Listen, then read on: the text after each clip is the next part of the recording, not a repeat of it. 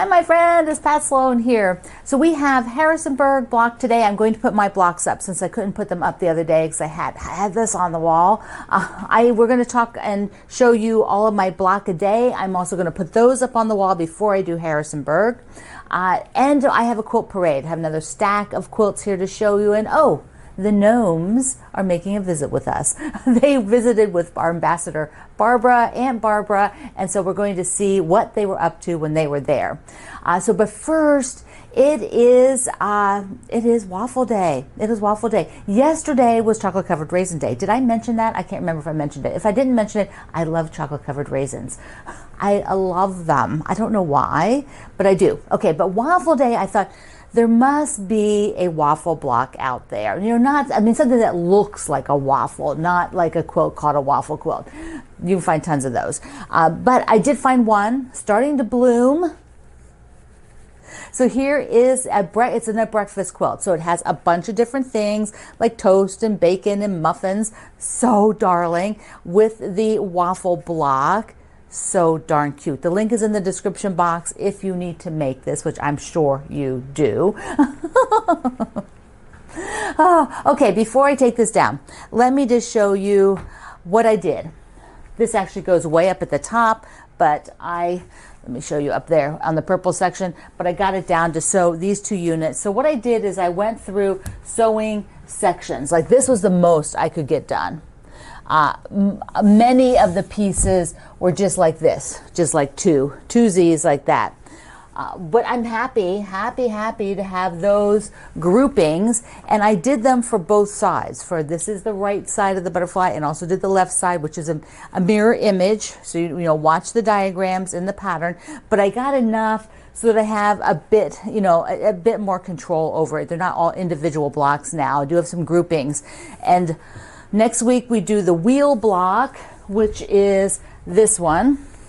So I've been working on those, the wheel block, and I'm still working on this week's pies. So I have these pies to get the 4 quarters together, so that's good. Yesterday I showed you a little tip on using glue. So watch yesterday's video if you missed it. So here are the rest of the pie blocks and the glue stick. That's working out really well. I'm like totally converted to the glue stick now. So just a couple little swipes of glue, let it dry, and those curves are a little bit better. All right, I'm going to take this down and I'm going to put up my blocks for a block a day because I actually have no idea how many I have. So I want to put them up and we'll take a look at that. Here they all are so far. I only need 1, 2, 3, 4 more to do the layout in the pattern, but I think I'm going to go at least one more chain down. So that's another 4, 5, 6, 7, 4, 5, 6, 7, 8, 9, 10. So that's another 10 blocks. And I didn't rearrange them too carefully, but it's not bad. Although it looks like I could use another dark, so see the darker ones? I could use another darker one maybe here and then maybe here. So I need to do at least, I think, 2 more that are a bit darker. But there we go. I just think it's so darn cute. And I'm thinking if I just do one more row and then like a little inner border and then find a pink fabric for the outer border, that would be fun. That would work out good. And I didn't mathematically figure out the directional ones. I just sort of did a few for the left way, a few for the right way, and it's worked out so far. But now I had to be a little bit more careful down here at the bottom, especially if I think like, oh, do I want to just leave this layout? I could just start sewing those together if I left it on the wall, or at least I could take them down and pin them across. Like, I don't like those two together though. No, don't like those two. So I'll move a couple around. But yeah, that is so cool. That is so cool. So what I say, 10? Yeah, 10 more. And I do have a stack, let's see, right here. So I have a stack. There's probably 10, but I think I might need a darker pink, at least 2 more darker pinks. So switch some of these out. So I'll take a look at that as well. Okay, great. Now what I'm going to do is just take these down and put up the Harrisonburg. Now let's see what our gnome family has been up to while they were visiting our ambassador, Barbara. Barbara said after the guild meeting where our ambassador Laura dropped the Gnome family off, they were going to go back to Barbara's house. And Norma and Annette had seen some house plants in a magazine, and they said it was a place called Groovy Plants Ranch. Okay, love that name. And so Barbara said, well, as a matter of fact, we're right around the corner from here is the Groovy Plants Ranch, so let's stop in. And they were super excited, so off they went. They oohed and awed over all the plants, the cactus, the succulents in the greenhouse. It was amazing. But when they got to the glass mushrooms, they said it reminded them of home. Isn't that sweet? And look at those. Oh my goodness. I just want to jump in the car and go buy mushrooms over there, the glass mushrooms. She says, and luck would have it, there was a mobile coffee shop that day. And so while Norma and Annette had a latte, Baby Bob played with the mushrooms in the VW Bug. So cute. She says everybody had a great time, and if you're looking for the website for the Groovy Plants Ranch, I have it in the description box. So Barbara said also, just an FYI, they have amazing classes there, so you might check it out if you can get to it. So the next thing that happened was, she says, unknown to everyone else, Norma and Annette had been keeping a secret. While Baby Bob had been hoping for a pet llama, Norma and Annette instead were going to give him a new addition to the family. So Baby Bob got to learn that little baby Lucy has joined the tribe. It's a girl. Isn't she so stinking cute? Look at her. Just look at her. I just want to hug her to pieces. So Baby Bob is a doting brother now. It took him a little while to get used to the idea he wasn't getting a llama, but he got a baby sister, little Lucy. Okay, the Gnome family is all packed up now, and they have gone on to their next adventure with Aunt Suzanne in New York. So we can't wait to see what happens on their next trip.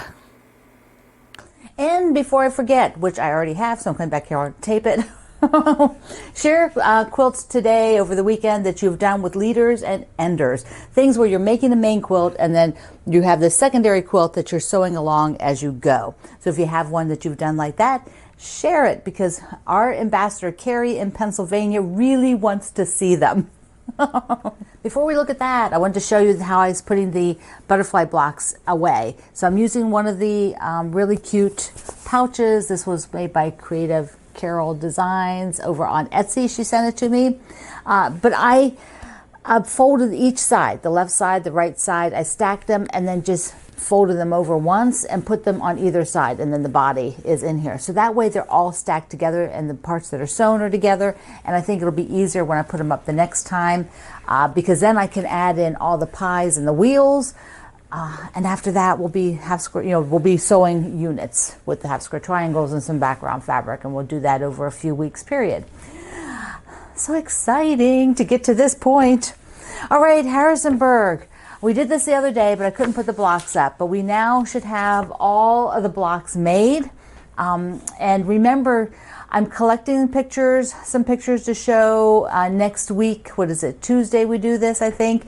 And so if a few more of you have pictures to share of your progress, put it in my Facebook group, Quilt Along with Pat Sloan.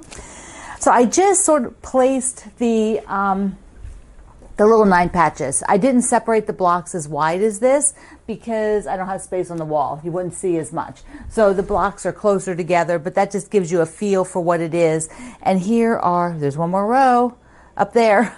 The quilt is 78 by 93, which is when you put the border on. So we still have the border unit of all the square and the squares that goes all the way around this. This beauty. You know what's so interesting is to be sewing a quilt that is in the museum, which means a lady sewed this. She made this, whether she had a pattern. There were a lot of patterns available during her time period. Many were published in the newspapers, and then people,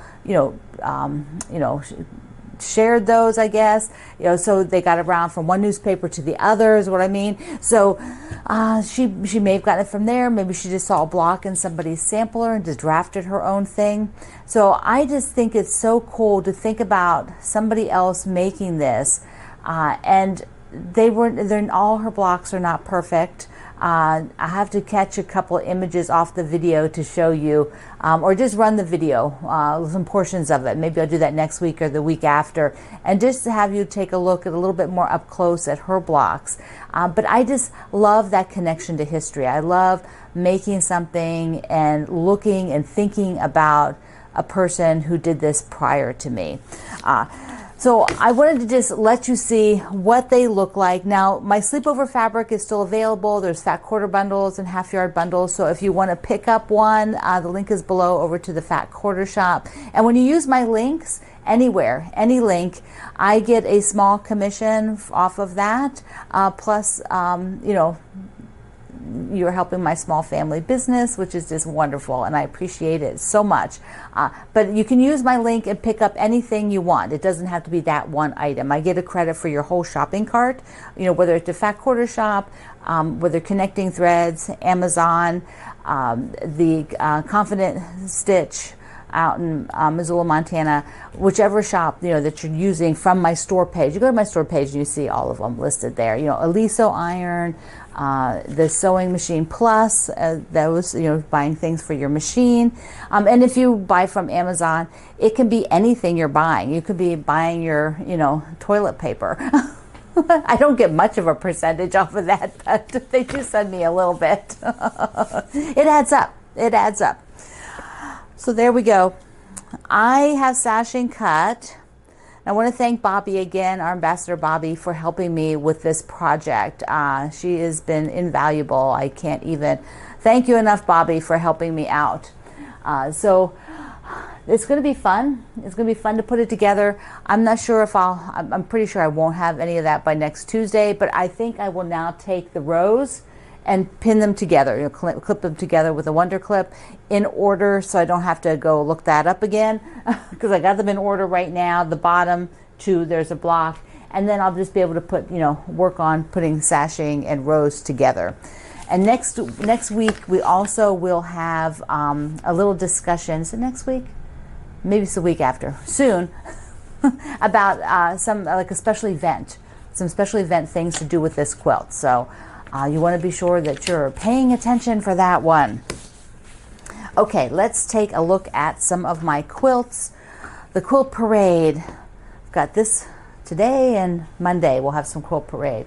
Then I probably will show some every so often, but this is kind of like a push right now, because these are all going to, pretty much all of these are going to charity. All right, this one was made with my second fabric line, called Winter Blooms. The first fabric line was called Old Blooms, and then we did Winter Blooms, which had a similar, it had all the same patterns but different coloration. And then this was these blade blocks, which are just so cool. Aren't they the coolest block? So I love it. And then the back is one of the fabrics from the fabric line. Warm and cozy colors.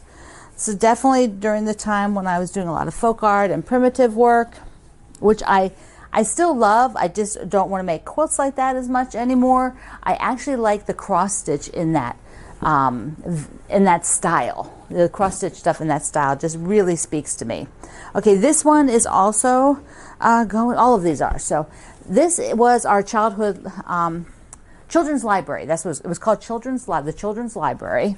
And when we did, it was our block Wednesday, and when we did each block, we talked about a children's book. Like, what would be a children's book that was best loved, that kind of a thing. So it was super fun. I went to a guild and did a talk once, and somebody had done this quilt, and then she had a collection of all the books. She'd gotten all the books, and then I think she gave it to a grandchild or something like that. I just had one of the pieces from the fabric line on the back. This is all done with one of my fabric lines.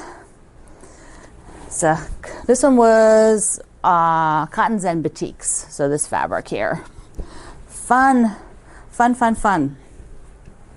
Another, here's a small one. I believe this is in my triangle book. So for those of you who have my triangle book, or if you have, let's see, or if you have the digital, the triangle book, of course, that's still having the triangle book, isn't it?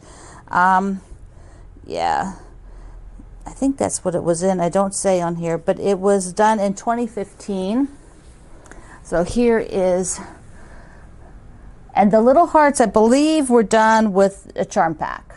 So just kind of a clever way to cut up a charm pack. And then the backing was fun. I loved doing this backing. Look at that. And a lot of those fabrics are not used in the front.